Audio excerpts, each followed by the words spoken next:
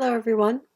I wanted to take a break from shoveling out from the blizzard to discuss quality classes on Outschool. Now first, please take a moment to enjoy me walking my dog in the middle of a snowstorm and musing on how you don't get a snow day when you are a virtual teacher. And please, no comments on the fact that I did not film it in landscape mode. So nothing says winter like a snowstorm. It's February 1st. I think this is the biggest storm we've had all year. Might have been the biggest storm in a while. And sorry, dog is pulling as we walk down the street because he insists on taking a walk even though there's a lot of snow out here and it's cold and it's still snowing. It's going to be snowing for a while yet. It's supposed to keep going until tomorrow morning. Crazy. And I was just thinking as I was walking the dog how much I wish I could call a snow day for my Outschool classes.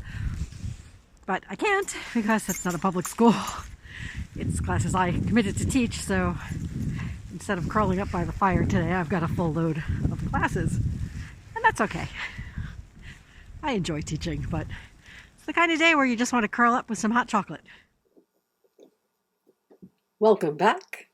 There has been a lot of conversation in the Outschool Facebook groups.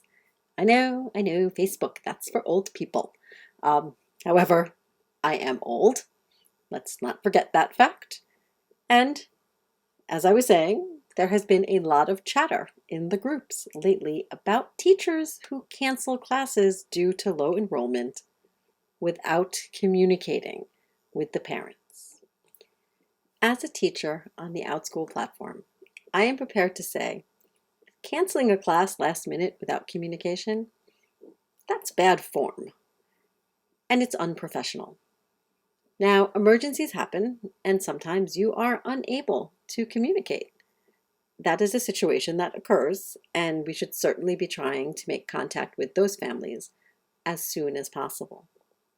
Now, the parents in the Facebook groups who are talking about the last-minute cancellations, they are saying that they have had multiple experiences of teachers canceling at the last minute due to low enrollments. And like I said, it's just not cool. It is unprofessional. I am not saying you have to teach a class that does not meet your minimum number of enrollees. After all, who am I to make that decision for you? Nobody. That is for you to decide. What I am saying is contact the family. At a minimum, 24 hours prior to canceling. There are people behind the screens and children who are looking forward to your class. Now, for my classes, I choose not to cancel for one learner. That works for me. My classes are discussion-based, so not like somebody who's doing a cooking class. If I was doing a cooking class where I had to gather ingredients and cook for everybody, I probably would also cancel a class for low enrollment. But again, I would communicate that ahead of time.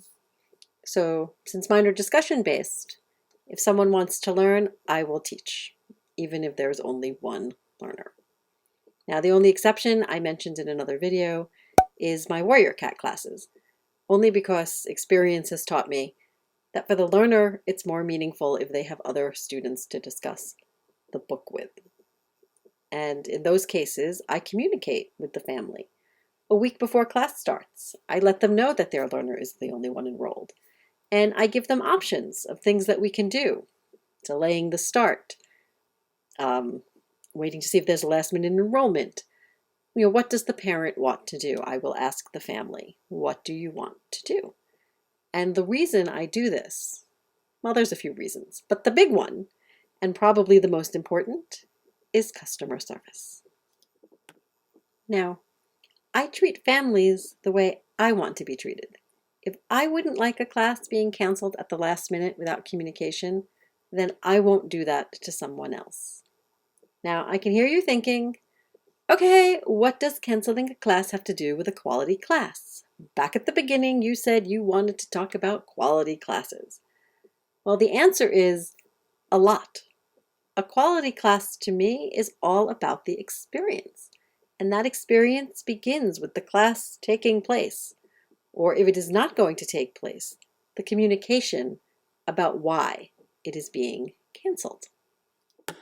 Now, the idea of quality in a class is subjective. One person's quality class is another person's mediocre class. Some families want a certified teacher. Others want an expert in their field. Some want a teacher who can make those connections with their student.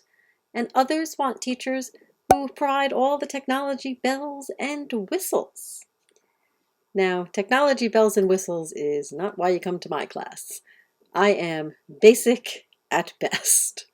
And some days, basic is questionable. So don't come to my class if that is the quality class you are looking for.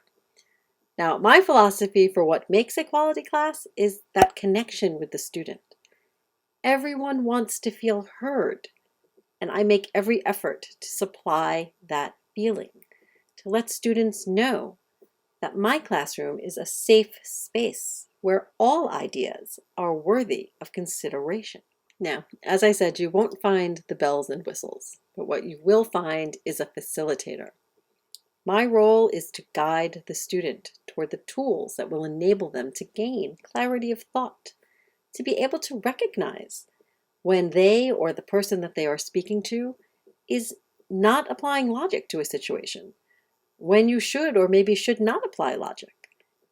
Those are tools that help us have meaningful discourse with one another and avoid disagreements or arguments when we can all agree that we're talking about the same thing. The conversation goes a lot smoother. Now, if you have made it this far, I want to put out there that this video is not an I am better than you because I do X, Y, Z. I wanted to put this video out there as a collaboration. Tell me in the comments what you think makes a quality class, and together we will ensure that we are all successful in our teaching endeavors and supplying families with the quality experience that they are looking for in a virtual class on the Outschool platform and beyond. Now I have to go back to shoveling. So besides sharing what you think makes a quality class, let me know which warm climate I should be considering for relocation, as I am totally over the snow. I look forward to hearing from you.